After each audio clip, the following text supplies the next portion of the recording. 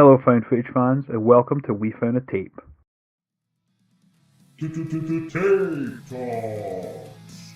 Welcome to Tape Talks, a special new series from We Found a Tape. Here we sit down with directors, filmmakers and cinematographers to deep dive into the creative process behind found footage filmmaking, from writing and shooting to the journey of bringing these unique stories to life. Welcome everyone to a new episode of Tape Talks here at We Found a Tape.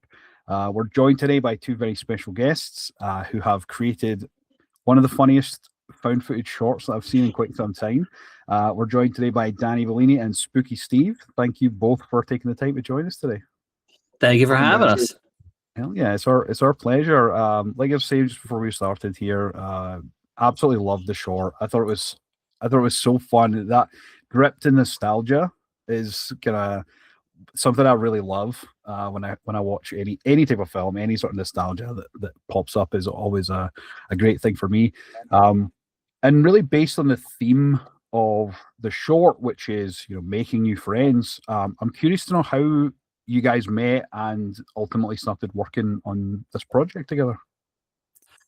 Well, you want me to take it, Steve? Yeah, sure. Steve and I go back to high school. Back when SpoOoky Steve was just SpoOoky Steve. Yeah, just 2 O's. Now I'm 4. So. Yeah, he's really grown. Mm-hmm. We've been buddies since high school. We had art classes together, but we mostly had we were both on the school newspaper together, and we did the comics. So Steve and I were making ridiculous comics every week. And it got to the point where I was like, one of us is graphics editor, and we basically didn't have to do anything for the entire hour and a half period except doodle and talk about things, which was horror movies, comic books, anything that we were into. And so it was hard not to bond. And then, we hung out a lot, and we started making some movies together. We made some really bad things that never came to light. We can get into that. And then this happened after college. So this was years after high school. I'm in New York now, but I hadn't moved yet. And I just called Steve up and I was like, "Hey man, I'm tired of not making something. Let's make something. Like we love horror. We love what we do. We're good at what we do. We're funny. We're creative. Let's just go for it." And that was really it. Yeah, I mean, we can go more into it, but Steve, what do you got on our origin story? In newspaper class, bringing in Zombie and watching it on the school computer. Yeah, it's like going to the shark scene and like showing anybody who was interested. We this movie was, what did we say, 15 years ago? 15 years ago, yeah. We shot it like 15 years ago, yeah. Which is, the nostalgia is kind of baked in. It's nostalgic because it was made 15 years ago and Kmart was still around. Yeah. But I'm still trying to remember everything about it. Like, Danny, you probably remember more than I do about like why it came up. I know we were making shorts at the time and that's the one that stuck, but we really the premise for it was just kind of like, you come up with your part, I'll come up with mine, and let's just film. And no script, we just did it like on the fly. That was really it. I mean, Steve and I, we have a huge, we love all kinds of horror, all kinds of genres of horror, and we were, I think, particularly inspired for this from Steve showed me one of the worst movies, not worst, one of the most depraved and effective movies I've ever seen, which was a found footage film called August Underground. And we saw that in high school. I think Steve like specially ordered a VHS tape to his house. Yeah, I did. It was like an unlabeled VHS tape that came in the mail, and that thing got passed around school. Everybody was hitting me up to rent it from me. It was the first two actually, so it was Mortem too. Yeah, absolutely terrifying. So I remember I'm sitting at home. I'm living with my mom again after college. I moved back in my mom's house, and we live in this far spot in Deltona. It's really quiet, and I called Steven up and I was like, dude, let's just make something today. And he's like, all right, sure. I'm like, you have a camera? And he's like, yeah, I got a flip cam. And I was like, all right, how about we do like 2 serial killers who met online or meeting in person for the first time? And he was like, that's it. I was like, yeah, that's it. You come up with yours, I'll come up with mine. We'll meet up and we'll just figure it out. You know, I'll film you, you film me, and then we'll see where it goes. And that was it. I remember, Steve, you showed up to my door with some makeup on and your wardrobe, and you were like, hey. I was like, oh, this is you. And you're like, yeah, this is good. And I'm like, that's great. Let's Method act. yeah. And I think the idea was just, you know, we can improv this. We love found footage, and the idea that, like, I know both of us are very adamant about making it as found as possible. Like, we don't want it to feel orchestrated in any way. Even the editing on my part, it was tough to kind of, in my head, to reason the idea of how this may have been edited. So I tried to keep it chronological and just like hard cuts to different scenes. And in my head, one of them survives the end, and they made this movie. Like, they took the footage and they were like, I'm putting this music on, like, which was, you know, the song of like, make a friend, blah, blah. So yeah, so we get to the house and I was like, all right, just knock on the door and I'll be a character. And he's like, okay, all right. And then we're like, let's do some fake blood. Let's do some, and then just splash ourselves with fake blood. And the comedy is like, let's play it straight, like as direct as possible, but we just murdered someone. So that's pretty much how it went. There's really no magic there beyond, you know, having a dream and some initiative. Some elbow grease and a can-do attitude is all you need. Right. Yeah, that's it. I love that. And it's funny because you mentioned August Underground. It does have that sort of sensibility to it. The grain and just obviously the subject matter. And you mentioned there about getting the VHS. We interviewed Fred Vogel earlier last year. Nice. And he was speaking at length at some of the stuff that they wanted to do with, like, they wanted to plant a bunch of like tapes in like children's playgrounds and stuff like that with the movie on it unlabeled. And then they were like, and then 9/11 happened and they were like, yeah, we can't do that now. That's fucked up.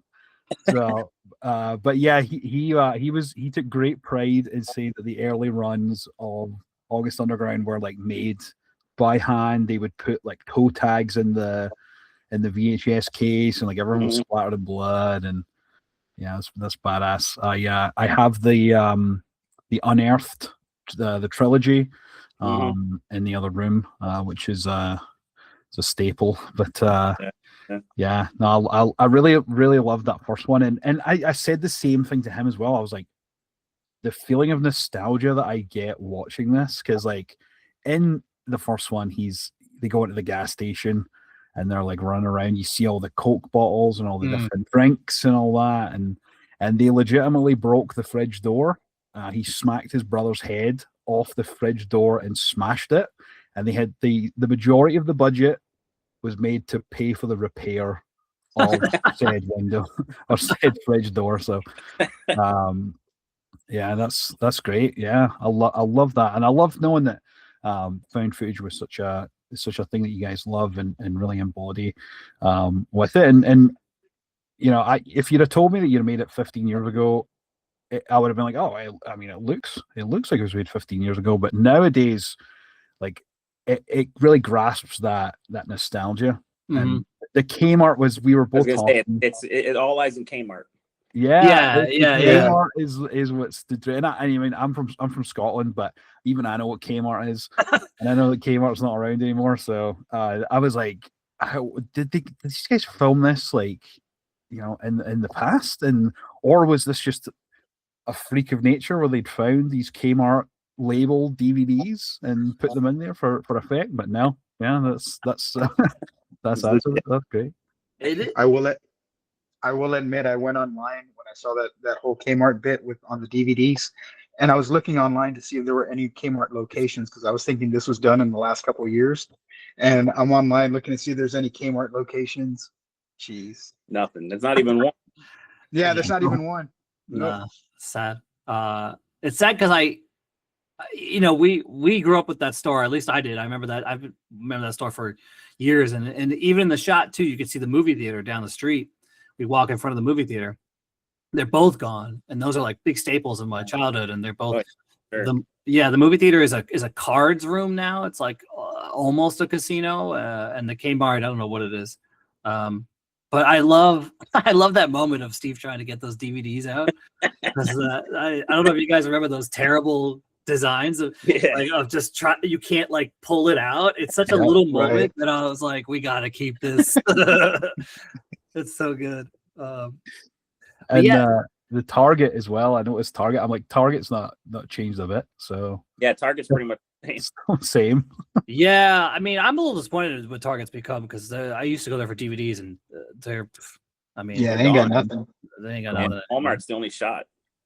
Yeah, even Best Buy doesn't do it anymore either. Yeah. And Walmart. Walmart's starting to, pack up with a lot of that. I especially the ones near me, like here in Canada, the amount of movies that are there that used to be there, like the big $5 bins that used to get, where you could just get absolute gold for next to nothing. It's no longer there. It's just this little one section with like all the new releases, and then a random crazy low budget horror movie that no one's ever heard of, or like Shudder movies. They randomly pop up, and Thankfully, mine still has the $5 bin. We'll see how long that lasts. Yeah, mine does too. I don't have any Walmarts here in New York City. It's very sad. Yeah, Target, or do you have Target or? We have Targets. They kind of suck. They're all mini Targets. I go to Barnes and Noble if I want movies, or I go to there's a movie shop like Academy Records. I think they have a lot of good. They have a great film selection. But I'll go whenever Arrow's doing a discount. I'll go whenever Criterion's doing a discount. I'll go, and then I'll order Vinegar Syndromes online. Usually for Christmas, I'll get myself like 3 or 4 and just. I'll wrap them for myself and open them, and my wife's just like very confused. Weirdo. And I'll get the weirdest movies. And I got like this crazy edition of Sidekicks, the Chuck Norris movie. Oh yeah, it's so stupid. Yeah, it's a great movie. But we watched it on Christmas one year, and she was like, "What is this?" And I was like, "It's my gift. It's my gift to me." Yeah. We have there's a brick and mortar Vinegar Syndrome in Toronto that we sometimes go to whenever we're in the area. It's right across from this really cool cinema called the Review, and they always play the best type of horror movies, random stuff. I remember we went to go see Donnie Darko director's cut at the Review, and then literally went across the street to Vinegar Syndrome and spent way too much money. So easy. It's kind of what you have to do when you go there. Yeah. Oh my God. But yeah, they have some great stuff. And someone was dressed as Frank the Bunny, which was awesome. He was just sitting in full costume, sitting watching the movie, didn't move an inch. Just like in the movie. Yeah. And then he got up and then he left and then he walked over to Vinegar Syndrome as well. So I was like, okay. Even Frank, even Frank the Bunny has great taste. That movie has a lot of nostalgia for me, and I'm not even like I didn't grow up in the 80s, like I was born in 88, but like I watched that movie.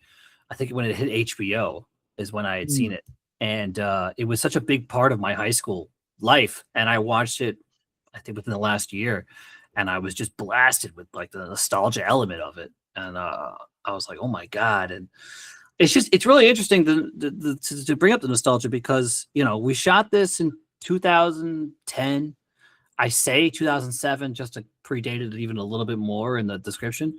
But like to wait to put this out until 2026 really, I think, adds a whole other element. Like, I mean, obviously we're different people. Like, I don't know if the fact that I'm from Hell House helps this at all. But my sentiments around found footage changed. Like, you know, I've always watched it, but like going back and editing it 15 years later, I don't think I could have made the same choices. Because there's a lot of footage that we didn't put in. I mean, Steve and I, you know, I don't know if you remember, we talk on that bench forever. We have like the dumbest lines. There's a lot of material that just doesn't make it. And I think that helps too, because the tone, I was really proud of it being, you know, the second you see Steve, you're like, okay, this is scary. And then you see me and you're like, oh, this is funny.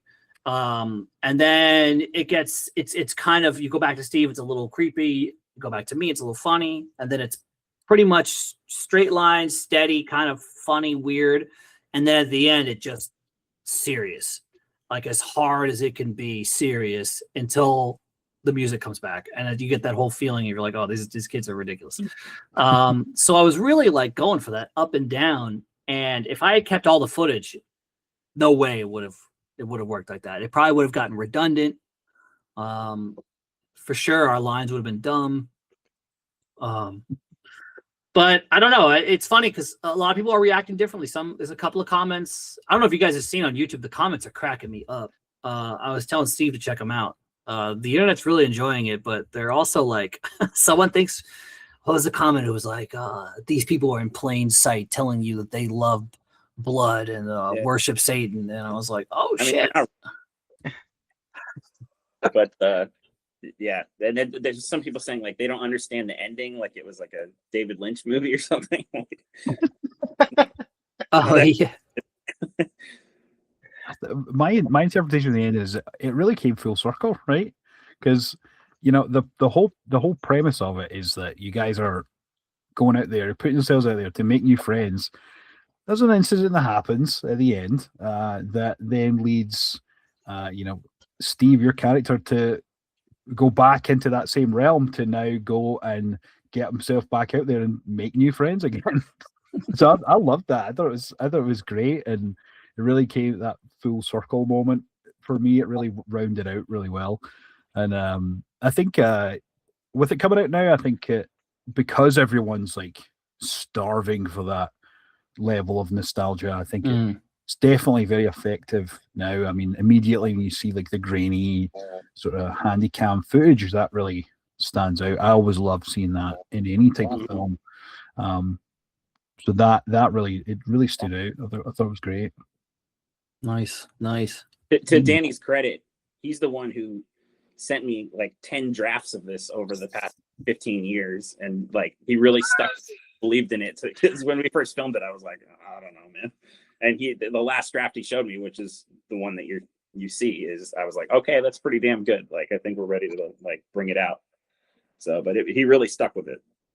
Yeah, that's a good point. I have gone through it for years, doing different edits, seeing where it can live. And you know, I mean, when you're a filmmaker, you're always constantly playing with whatever's at your disposal. And we had footage for years, and we sat on it. I have so many projects that we've sat on. I tried to go back and edit another project that I did with Corey, and I can't make anything of it. But this one just made sense. I remember it was like, I don't know, 8 years ago, I showed a different friend of mine, like a friend who I'd made up here who doesn't really know me. He was so disturbed by it. And I was like, all right, I'm not really, I haven't hit it yet. It's not working yet. I was like, let me take a couple of years off. Finesse. Yeah. I had my girlfriend sit and watch it with me. I was like, hey, we're gonna talk to the guys who made this short. Do you want to watch this? She's like, yeah, sure. She has the exquisite Vinegar Syndrome taste. Like her taste is like beyond mine. And I was like, yeah, we should watch this. And she watched it, and she was like, that was weird. I was like, I'm like, yeah. I'm like, but it was funny though, right? And she's like, yeah, it was really funny. It was weird. And I was like, yeah. I think that's the perfect response. Yeah. Yeah. What else could you get? I thought, because I showed a couple friends and they thought it was hilarious, and I was like, is it only funny because you know who I am and you know who Steve is? And they're like, I don't know. I was like, oh. Yeah. I was I was telling John right now when before y'all had gotten on, I was watching the part where Steve's character comes to the house and he meets the wife. He's sitting there awkwardly on the couch, next to her, not saying anything. And then cut to he's leaving. She's all, well, nice to meet you. She tries to hug him, and then he passes the threshold of the door and he just bolts. He's gone. I died laughing. I was like, it's just so socially awkward that he just needed to get out of there. Yeah, and then man. I don't know if you heard, there's like children screaming when he runs too, as if there's like. No, I missed that. Didn't pick up on that. Yeah. If you watch it in headphones, there's like he runs and like children start screaming as if they're like in the neighborhood. And also on the TV, so they're sitting there quiet, and you can hear the news report. It's kind of ominous, but if you actually pay attention, it's the Princess Diana car crash. No Oh, way, wow. I didn't pick that up. Holy shit. Yeah, because it's like because he's like victim and one has died and blah blah and following Diana and her photographer Dostoevsky or I don't know photos or whatever. And if you know, you're like, oh, if you know. And if you don't, it's just an ominous news report that sounds like maybe it's talking about something he did, like at a different time. But it's Princess Diana, so like it's Wow. it's pretty funny. That's crazy. That blows my mind. Yeah, I don't know how much we can get away with when we try to turn this into a feature, which we're very, very set on trying to on doing. I don't know when or how, but we have a lot of ideas. We want to expand on this. It's really a matter of how the internet responds.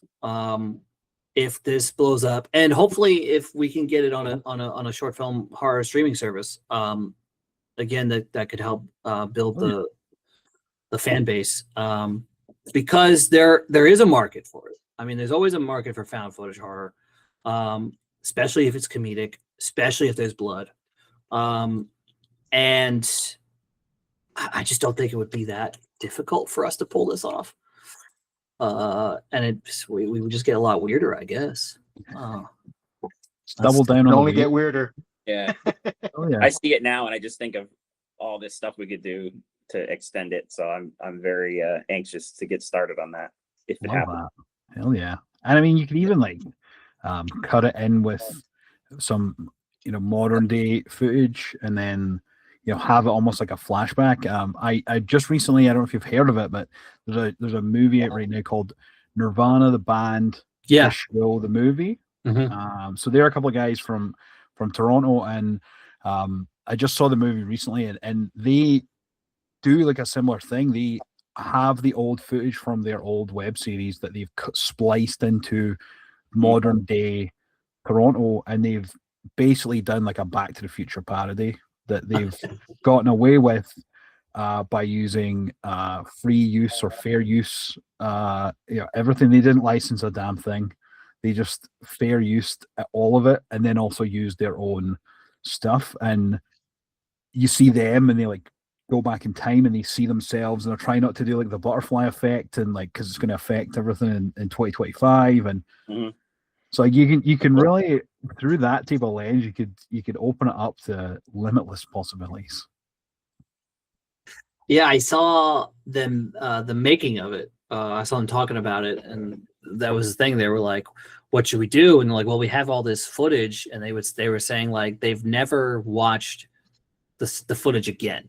They were like, "We would shoot, we would make an episode, and then we would just not look at it again." And he's like, so they went back and they looked at all the footage, and then they kind of came up with it, which is kind of how we did this. I mean, we went back, we looked at all the footage, and we were like, how can we make this make sense? So yeah, I really want to see it. I never watched the show, but I'm not sure if I need to watch the show. No, I don't think it's one you need to watch the show. I have just gotten into watching the show. Oh, okay. After seeing it. I went to see it last night, and it was just fantastic. I also watched their other work, Operation Avalanche, which is a found footage style. Everything that they do is sort of in-world type. They're ethos is kind of, we're going to make a documentary about this situation. So they treat it like, it's almost like The Office, where they like, break the fourth wall, and like they'll look over at the camera and do all that sort of stuff. And like, all of their stuff is like that. He also did Blackberry, which I don't know if you've seen that. I saw Blackberry, yeah. Blackberry was great. And another one that I'm dying to see is called The Dirties, which is sort of take on like a school shooter type found footage type movie, kind of like Zero Day. Okay, yeah. That. It's definitely more of a comedic lens, is my understanding, but that's on my list. They just recently, I think, pulled it from streaming services because they're getting this really special, cool umbrella release for the movie. So, which I'm pretty sure is sold out. But it comes with like a T-shirt and like this like crazy box set with all these art cards and the movie and all sorts of crazy shit. So, hell yeah. But yeah, and again, even with Make New Friends on my mind, I was just like, this is sort of what I've been surrounding myself with these past few days. Like Operation Avalanche is set in like the 60s. So they're like, and it's crazy because they have all these like old cars and stuff like that. And they filmed this like 2016, maybe just after. And they had all these old cars, and like they were trying to make it look as if it was like 1960s Texas, basically, by a few Canadian guys. Oh wow, impressive! Yeah, it was dope. It was about the conspiracy behind the moon landing, like how it was faked, and it's their sort of spin on it. So yeah, they're kind of. I'm really digging their work right now. So yeah. Nice, man. But yeah, David, do you have any questions? I have a number as well. Yeah. So one of the questions that I was curious, or what I'm curious about. So I know you mentioned that August Underground was like, big inspiration, coming up, making these shorts. I'm curious to see from both your perspectives, what was inspiration additionally from that, for the personalities of the serial killers that you played? I was thinking about that, trying to remember. I think I was kind of going for like a Norman Batesy kind of thing, of like with the, like trying to be a movie star. I guess my idea, I don't exactly know where it came from, but just the guy who's like obsessed with women but afraid of them in real life. Like, and the idea of him only killing men was funny to me. And then when he gets confronted with a female, he chickens out, and I just thought that was a thing. But I don't really know where like a direct inspiration came from that, other than like an Ed Gein, Norman Bates kind of creepy looking dude, Yeah, I mean, I got that from you.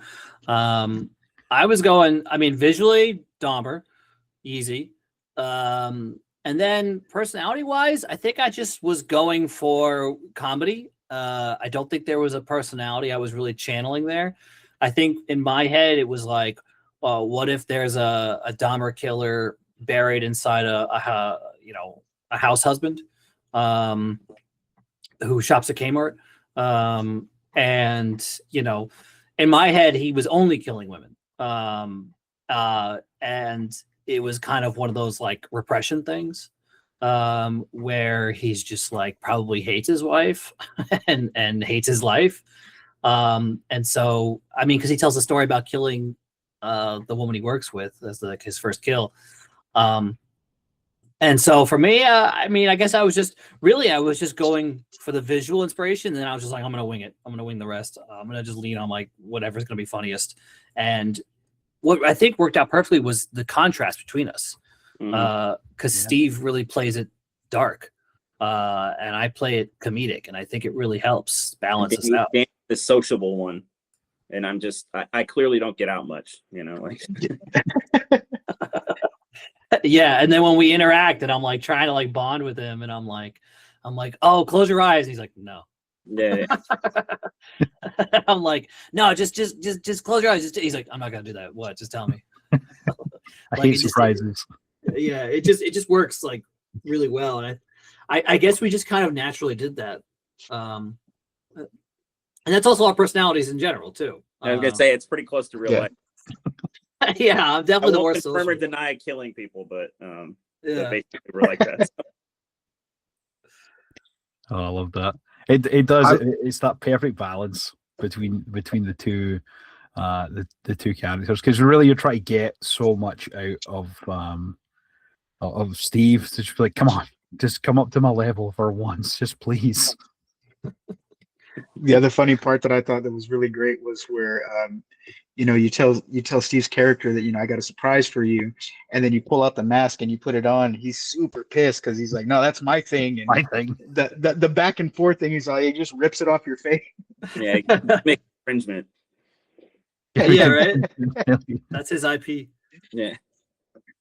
Oh, and the other line that I was laughing at so hard was when you're in the garage and you're sort of showing up. You're like, oh yeah, I've got a couple of girls in here, and you're visibly like, oh no, I can't do this. And then you're like, I've never done it. I've never done it with a woman before. And he's like with the killing or with the sex, and you're like, no, with the killing and the sex. I love it because died, like man. Steve's got such like a cartoon sensibility, like where like you do that moment where I'm covering his eyes, and then Steve's like,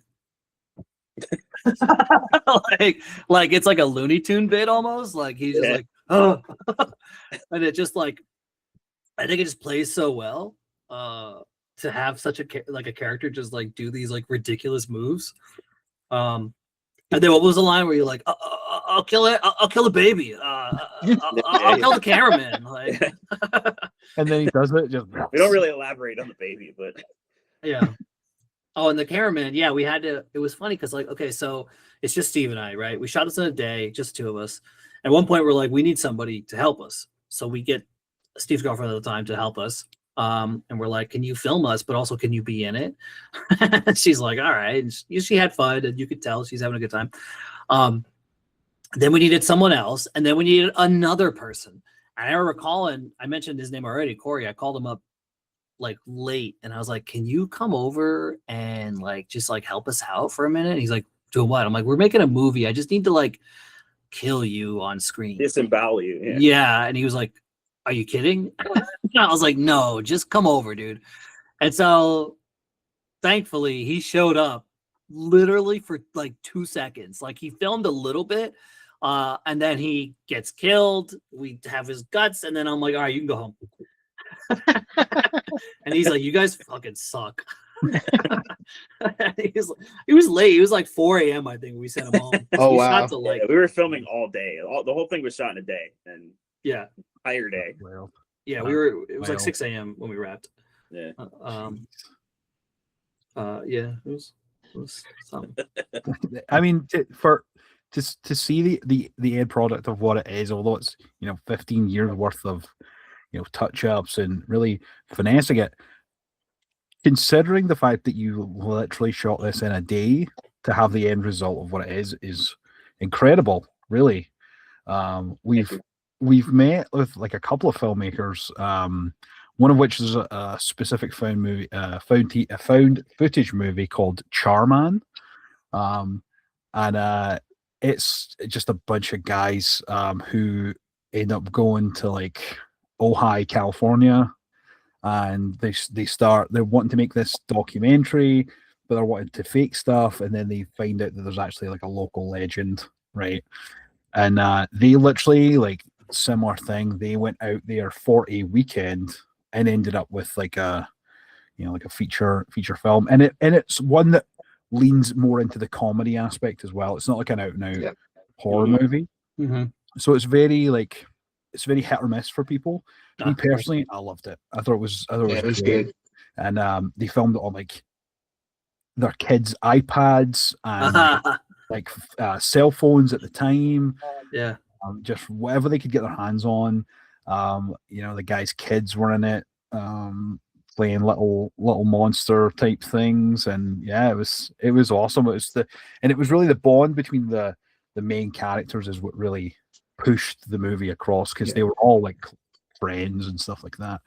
And they ended up going to this like really beautiful area, and like the house they were staying in was like a friend's or like his like agent's house or something, and they like went up there, and like it was insane. But yeah, check it out if you haven't already. It's called Charman, and it's funny, man. It's funny. Some good stuff, yeah. Yeah, but yeah, they filmed that in like 2 days, literally, and then pieced it together, and then put it out there. And now he's doing a modern day take on Peter Pan. Oh, nice. Yeah. Oh, I've seen images of this movie. I definitely have come across this movie. I haven't seen it, but I've definitely wanted to watch this movie. I've definitely heard of this movie. It's fun. I found it really funny. And there's one particular like scare scene that's like, it's so silly in retrospect, but like when you see it and you experience it, you're like, oh shit! Like one of those like background things that like you see something in the background and it's gone, and then they come back and talk about it, and they're like, dude, someone was staring at our fucking window last night, and they like show the footage, and you're like, it's scary shit. But yeah, it's awesome, and it really leans into the sensibility of that sort of get it done type attitude. Take whatever little you have and turn it into something, and balls to the wall, unapologetically, just do it. And again, I see a lot of the parallels coming through with this. So yeah, congrats. Thanks. Thank you very much. Appreciate it. Yeah. It's also work with your friends. It's a testament to the bond that Steve and I have. I mean, that's the most important thing. That's a lesson I've learned year after year is you want to work with people you like to work with. Totally. And in every facet of this industry, probably in other industries, but I'm sure you don't have as much of a choice. But in filmmaking, you don't want anyone there who's going to just like bring a bad vibe. Yeah. You guys need to know how each other work. You need to know the ins and outs, and you need to be able to have fun, because that's really the most important part. Is if you're not enjoying what you're doing, it's not going to come through in the final product. Totally. Yeah, no, it makes total sense. And really speaking to that theme, I'm curious, and this is more so a fun question, but if you had two found footage characters to become best friends, who would they be? For me, the example I gave was there's a movie called Be My Cat, which is set in Romania, and this guy is insane, obsessed with Anne Hathaway, and Creep, who is Mark Duplass. Oh, Creep, yeah. I would love to see them be a duo on screen. Are there any found footage characters that stand out for you that you would love to have as a duo? What do you guys, Steve? Your character in Hell House. Okay. With a cannibal from Cannibal Holocaust. Thanks, bro. Wow. That's good. I was thinking, you see Man Bites Dog? It's like one of the first found footage. I haven't seen it, but I've seen enough and know enough about it. Right. So I know what you're talking about. So that guy, he basically plays like the most charming serial killer. Yes. I would love that guy to befriend. Shit. Who could he befriend? Found footage. Oof. The Blair Witch. Oh, that's Actually, no. One of the characters in Blair Witch 2, one of the insufferable characters in. I do like Blair Witch 2, but they're all kind of assholes. So it'd be fun to kind of see him in there and just kind of take them all out before the witch does. Yeah. No, that's awesome. That's a tough one, though. I should have prepared. Yeah, I would love a Blair Witch, where it's like someone befriends Blair Witch and the Blair Witch learns to love. Like a coming of age kind of Blair Witch movie. That'd be sick. And that the forest would be comes alive. so good. Yeah. The forest becomes brighter. Yeah. That's like a happy thing. It'd be sweet. Or it's like an eco-terrorist movie. She attacks the government. Either one. They've came for the Blair Witch. They've came for the woods. Now she's come for them. Yeah. Oh, the Hexus demon from what's the rainforest movie? Gully. Fern Gully, yeah. That would be a cool Yeah. mashup. I haven't seen Fern Gully since I was a kid, man. Me either. That took me back. Oh yeah, that character's sick, dude. He's like literally oil, right? He's like, yeah. I mean, it doesn't get darker than that. I haven't seen Fern Gully either, since I was a kid. So I remember they would put on in school randomly, whenever there was like a rain day or like something. Just had to keep us occupied, and they only had like 4 VHS tapes to put on, and like Fern Gully always seemed to be one of them, or Free Willy. Free Willy was another one. Oh, yeah. They did a lot. Yeah, so that got a lot of play. You know that whale in Free Willy has like a very intense story, like a storied life of being a whale that's gone through different families and different like captures. It's like he has like a much more interesting story than the Free Willy plot, basically. Wow. Damn. Yeah. No, I did not Talk know about that. Free Willy for the rest of the podcast. Yeah, let's talk about Free Willy. We found a Free Willy tape. We found a Free Willy. Let's put Free Willy in the First in Free the Willy feature. footage. Yeah, that's how you should start it. Like Free Willy is playing on the TV, that it sort of zooms out, get and it. then it's like on like a CRT TV, and it's like That's really not bad, actually. covered in blood. Free Willy, or maybe it should be like Free Willy 3 or something. We do like a parallel world. Hell yeah! And then you're going back in time to try and get your original copy of Free Willy on VHS. This is a different movie. Yeah, maybe don't take ideas from us. Maybe not. Yeah. I think you guys are doing just fine on your own. Awesome.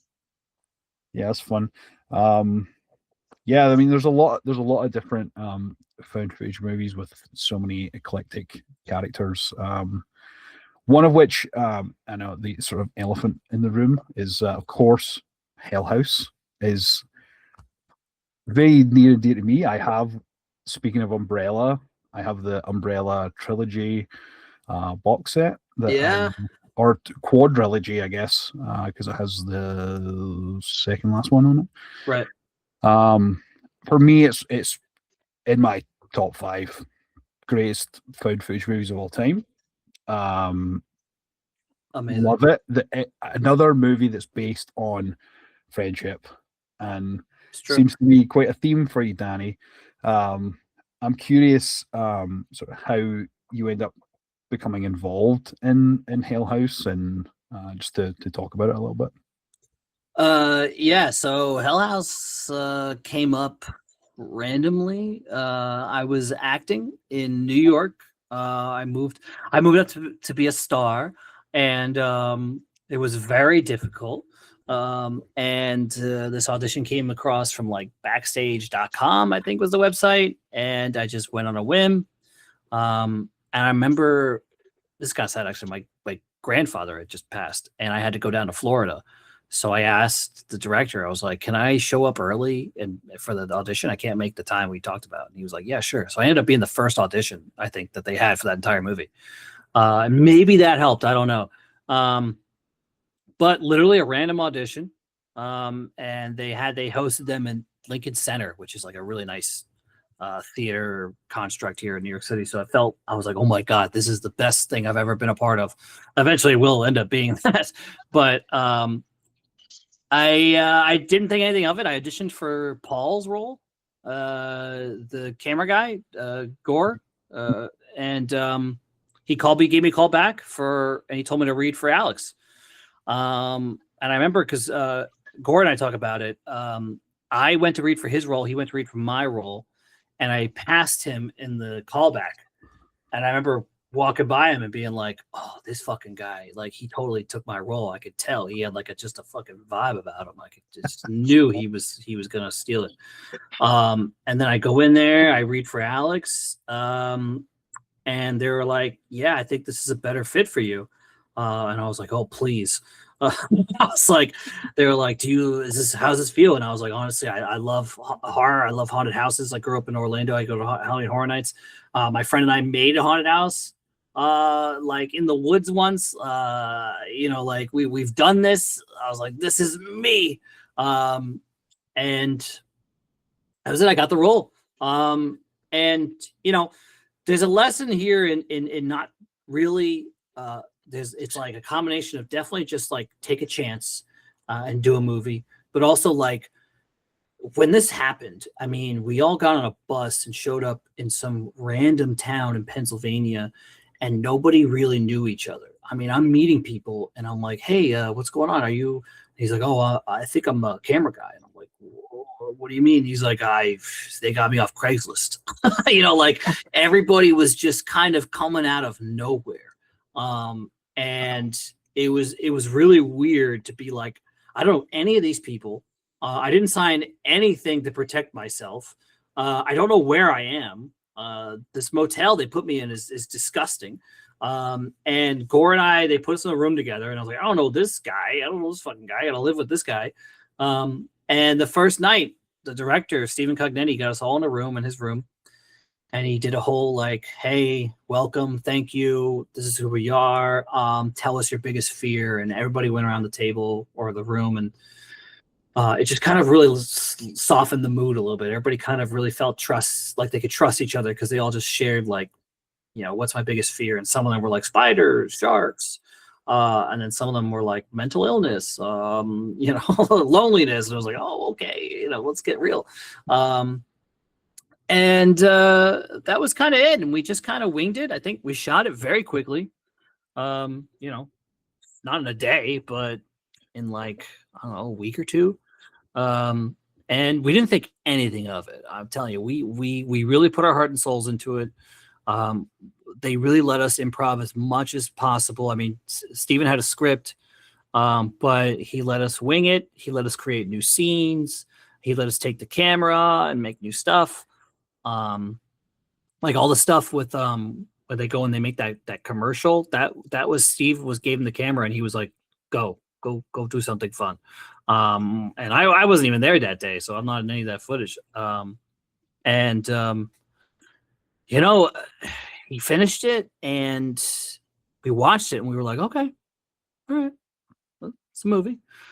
And then he's like, all right, well, I'm still working on it. We're like, okay, yeah. And then he had a second cut, and he had done all this sound design, and he had the score, and everything just really came together in that second cut. I remember we saw like the initial cut, and we were like, all right, this something's not right here. And then it's kind of like what they say, like Halloween originally they say was not scary at all, and then John Carpenter came in and added the music, and everybody was terrified. It's kind of what it felt like. And we watched the second cut, and we were like, oh shit, there's a movie here. And then it happened without any of us really realizing. All of a sudden, I think it was like a Reddit post that someone was like, "Have you seen Ellis?" They're like, "Oh, it's so good. It's just like amazing." I was scared shitless. And then we're all kind of like sending each other links and being like, "Dude, the internet likes this movie." And then it just never stopped. It's just like, consistently, more people are watching it, more people are rewatching it, and they've made 4 sequels now, which blows my mind. And I love Steven. I love everybody I worked with. We still keep in touch. I mean, obviously Gore and I are making a feature film together. We just did a short. We're tight. And it's just really kind of like one of the best things I've ever been a part of. And I guess that was like a real encapsulation of the whole thing right there, the whole journey. Oh yeah. Yeah. I mean, it stood the test of time, really. It's for me it's when I watch it at least twice a year. Like that's great, man. I've done for many years. I've said when we first started doing the podcast, I like there'd be a great way for us to just like talk about our like favorites and like and all that. And both of us have Hell House on there. So many other people have Hell House on there, and it's really just. And for me, it's not even just like the scare element like that. To me, is second. It's the core cast of characters was like for me one of the greatest like ensemble type casts of a found footage movie, like a collective group where you're like rooting for everyone. Yeah. Even when Alex is doing, all his shady shit in the background, you know, you're still rooting for them all. And I mean, I quote it constantly, Yeah. like the Lucifer's cabin one, like that was one that we like quote, Yeah. like the Lucifer's cabin. That's And then- that's one that's all the time we just quote it. What does he say? He's like, I was like, you still talk to him? He's like, yeah, he sells me drugs. Yeah, a lot of that was well, because it was that first night. Steven invited us in, and he broke down all our walls, and we all had a beer, and literally every single night we drank together. Every night, we would shoot, go back to the hotel, which was scarier than the set location, which was a haunted house attraction. We would go back to the hotel, we would drink, we would get scared, listen to domestic violence at one point in one of the rooms next to us. So it was like very bonding worthy to be like, again, like what the hell are we doing? Because you hear these horror stories about independent films and people getting seriously hurt, and it makes you second guess. It makes you be like, dude, no one knows what the hell they're doing. Like before this, Stephen Cognetti was doing short films, comedy. Like he's, like I trusted him to for 2 weeks of my life, for like nobody, to put me in a creepy town. He didn't ask my emergency contact, so it really is about loving what you're doing, enjoying what you're doing, and loving the people next to you. I mean, Spooky Steve and I, we've known each other for years. We don't even see each other often. I haven't seen in person. I haven't seen you in like 10 years or something. Probably. This is sad. But Doesn't feel like. No, not at all. I know that if tomorrow we met up and we were like, hey, let's make another movie, it would be not a problem. We would do it like that. Totally. And that's why some of these movies work and some of them don't. If someone didn't have a good time on set, it's probably not going to be a good movie. Yeah, no, for sure. And I mean, me and David don't see each other often. I think the last time we saw each other was we went to New Orleans last year. September. Cool. September. Before that, it was we try and get together At least once a year. possible. Yeah, we usually meet up in Michigan, and with a group of friends, and we just basically just drink and smoke and hang out for like 4 days. So we go to the grocery store once, and we just sort of meditate at home, and everyone just sort of sits in each other's energy, and we just sort of, there's always a jigsaw puzzle. There's tattoos being done, or Shit. just crazy shit. Yeah, like I've like my Oh, look at him. Yeah, look at those face. these are all like fucking lake house tattoos. I've got Reagan, the Exorcist. Oh up yeah, here. yeah. Yeah, these were all done at some fucking random lake house in Michigan. So, but yeah, I have plenty of friends that you can just pick up. Yeah, like you haven't seen them for years. You just pick up where you just literally left off, and nothing in the world ever mattered. Just just right there and then in the moment, and you just back in your ways. It's a true bond to have, and I think for me, a lot of the people that I went to high school with, I'm really not that close with, but my core friends that I am close with, like I definitely feel that, and that I think that's really why I love this movie so much. The short, like it really just sort of hit those points, and it may have been intentional, it may have been unintentional, but I took that away from it. I really felt like it's putting yourself out there, and making friends as an adult is hard. Oh my god, yeah. And like that, sharing some sort of bond, whether it's horror movies or whether it's killing people, to have that special bond with someone is really special. So yeah, it translates really well for this, man. You just gave me an idea. Steve, have you seen that movie where is that there's a murder that happened in like the 70s, and then the exact same murder happens again in like 2002 or something, and they're trying to figure out what it is. And spoiler alert, it's the killer misses his friend who he killed together with, so he recreates the exact murder to get his attention. Amazing. What if we did something like that where we have the tapes that we say are from early 2000s and we kill each other, except, you know, we both survive. And one of us is looking for the other one or something, you know? Take that. That's fun. That's not bad. Yeah, I like that idea. You heard it here, folks. There you go. That is a good movie. I don't know the title of it, but that's a good. I think it's Swedish or Norwegian, something like that. It's a good movie. Oh yeah. David, I know you had a Hill House question that you wanted to bring up. I did. I know I've spoken at length, but It's a ridiculous question, but it's a valid question. On a scale of 1 to 10, how scary were the clowns in person? I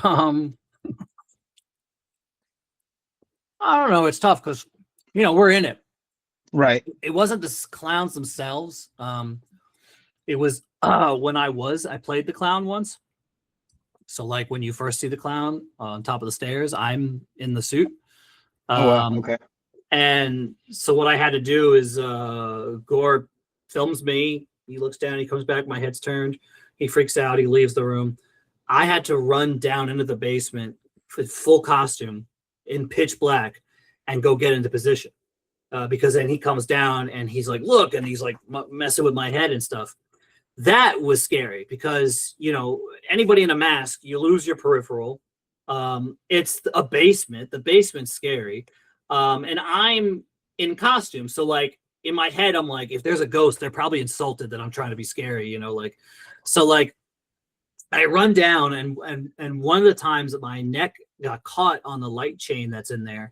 And I was like, oh my God. And I freaked out and I go to sit down. And then all of a sudden Gore comes in with Hacker behind him.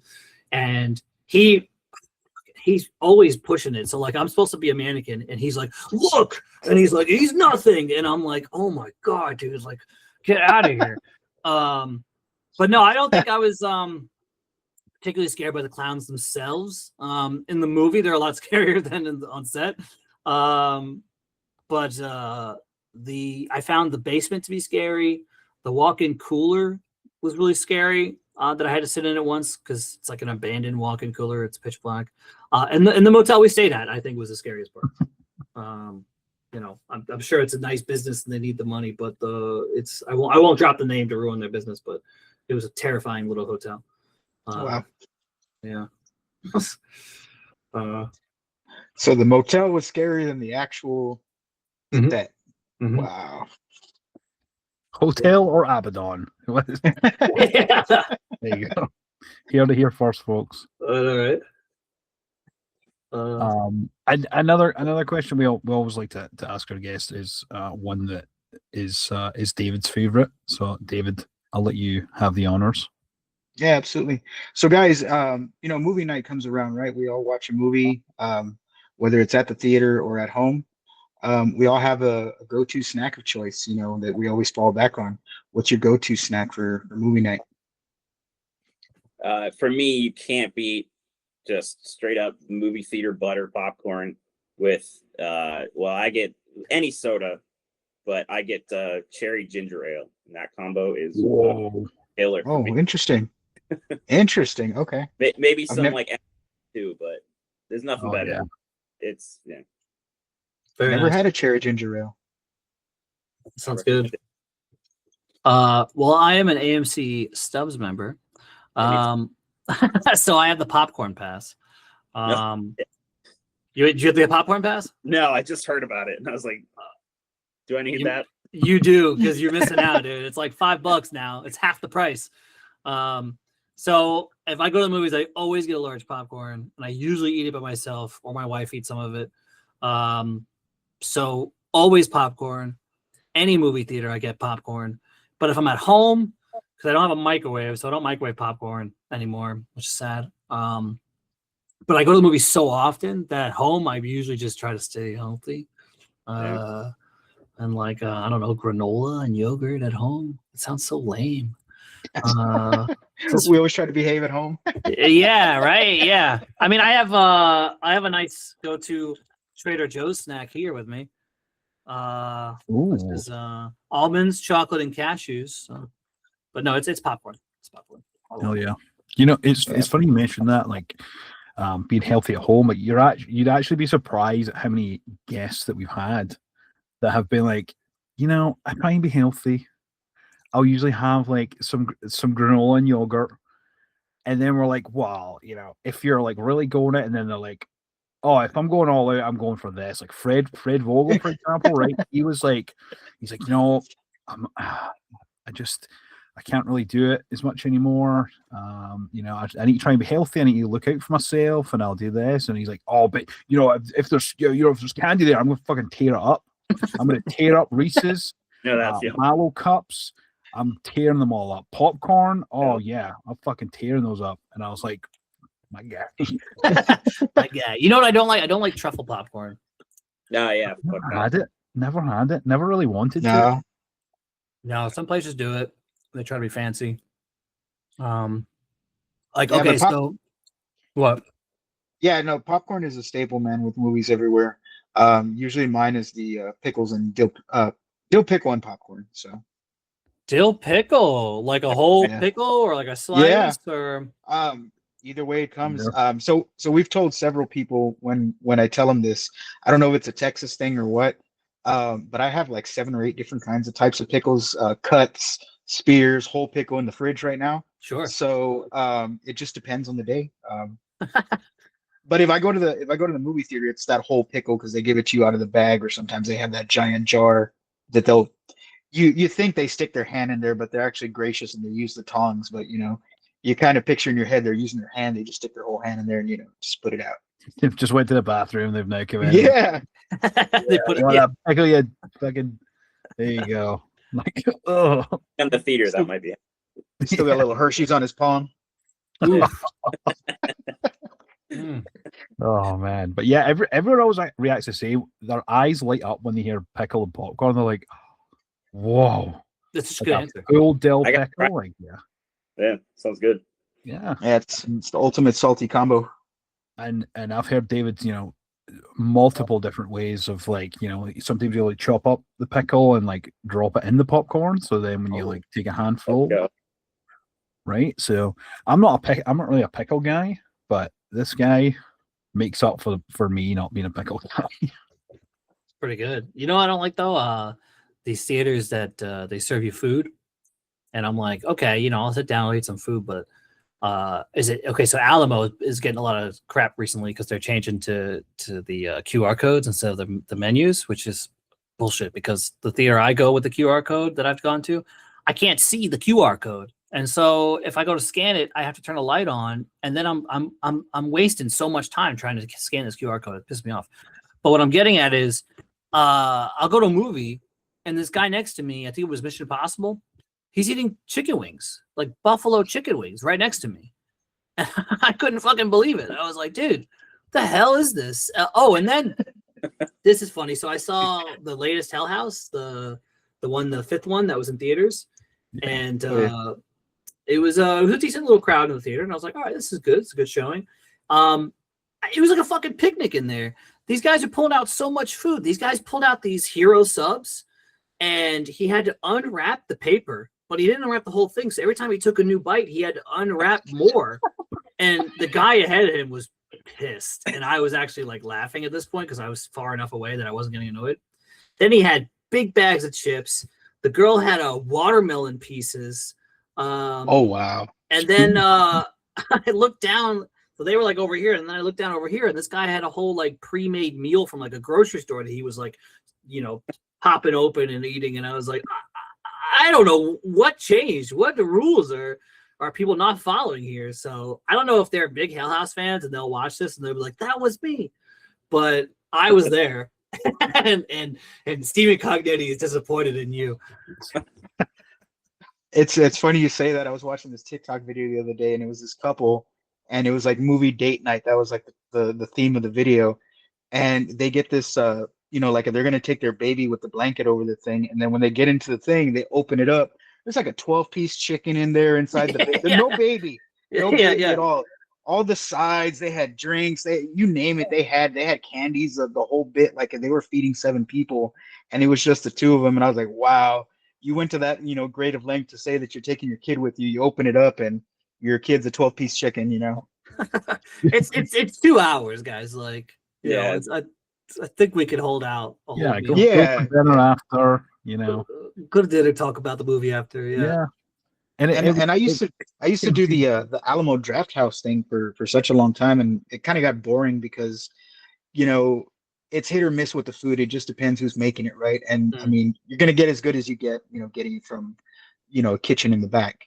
Now we just kind of hold out. We either go out to eat, me and my girl, before, or we go out after, and we'll just get some popcorn and just snack it. You know, just, and it's only a couple hours, like you said. So Yeah. We're not seeing Brutalist every week. right. the theater that we go to, we sort of rotate between 2 different ones. The local one that we went to, they do like pizza slices and they do hot dogs. So yesterday we didn't have dinner before, and it was like, you know, hectic day. So it's like, yeah, I'm gonna get a hot dog and a slice of pizza, and like, I've it's done that. great. And hot dogs. I definitely Oh have yeah, had dinner in the theater. They're okay. yeah. We have That's better. we have like a VIP one too, and you have like a whole menu. You can get like hard milkshakes, like, you know, like all this crazy shit. And because we're in Canada, everywhere does poutine. So Oh, it's like, yeah. you know, fries, cheese curds, gravy. I got like a buffalo chicken poutine one time, and that thing stinks. So what you eat it, you know, you eat it, and it's just like the buffalo is just like burning through your face for the rest of the fucking film, because you can't just like put it in the trash, right? Because it was sitting next to me. I tried my Ugh. best to close it, and it was just burning me from the side. I could just feel it, and like I'd turn a certain way, and I would get a waft of it. I was like, oh.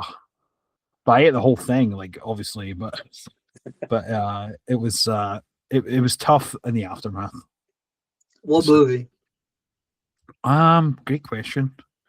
I think when I got the buffalo poutine, I went to see Companion. Oh, okay. That's not okay. No. That's some movies can handle it. You know. Yeah. It Some was movies- pretty empty theater as well. We did a double feature. Yeah. We went to see Heart Eyes, and then we went to see Companion. Okay, yeah. Which it was I mean, it was a decent double feature. Heart Eyes was, you know, our least favorite, but Companion was so good. But yeah, like that break in between, I was like, I'm gonna get a buffalo chicken poutine, and yeah, it was great. And but when your stomach starts to rumble after, because, you know, it's buffalo sauce is also, thankfully there was barely any people there, so Let it rip. But yeah, honestly, guys, thank you so much for taking the time to chat with us today. It's been an absolute blast. I'm excited for everyone to see it. I'm excited for everyone to check out, make new friends after this, and Oh yeah. and we wish you all the success with any future projects. Where can everyone find you on social media, or to find out more information about your projects? Steven, go ahead. Plug. Okay. SpoOoky Steve, 4 O's, SpoOoky Steve. Pretty much on everything. I will do a lot of music stuff. So I have a Bandcamp, spookysteve.bandcamp.com, a bunch of horror music stuff on YouTube, all under the same name. So just don't forget 4 O's. 4 O's. 4, yeah. And I actually we legitimized that moniker on IMDb now. No, yeah. Nice. They fought me. I put it on IMDb and I was like, it's Spooky Steve. And they're like, are you sure? And I was like, yes. And then they were like, they asked me like 4 times. They were like, is this a real thing? And I was like, yes. And they got it right. They got it completely right with all the caps and everything. And I was amazing. very, very happy to tell you that. Yeah, I'm Danny Bellini. I'm kind of, you can easily find me. I have a website. I'm Hypo50 on Instagram. But you can search my name too. Yeah, so we've got projects. Obviously, make new friends. Please check it out. watch it on YouTube, like, subscribe, tell us you like it, because if the internet really welcomes this movie, it's going to help us make this a feature. And then I'm putting together another feature presentation. I've got a short film called Locations. It's a proof of concept for a larger production. So check that out. That's me and another Hell House alum, Gore Abrams. It's like the opposite end of the spectrum when it comes to horror. We've got Make New Friends is found footage, slasher comedy. Locations is very much old school 70s era vibe, shot on film, European horror film. It's a little Wicker Man-esque, Straw Dogs, that whole vibe. So please follow, like, subscribe, comment, tell us you like this stuff, because it's hard to get things made. It's easy to make them if you're just gonna run and gun it. But if you really want to plan for it and you really want to put these things together, it takes money, it takes time, and it takes the internet to really kind of rally behind something. So I really love that you guys had us on here. I think this has just been a lot of fun. I'm excited to see you guys posted, and thank you. Yeah, thank you very much. You guys are great. Yeah, it was our pleasure. Guys, pleasure. Can't wait for everyone to hear it.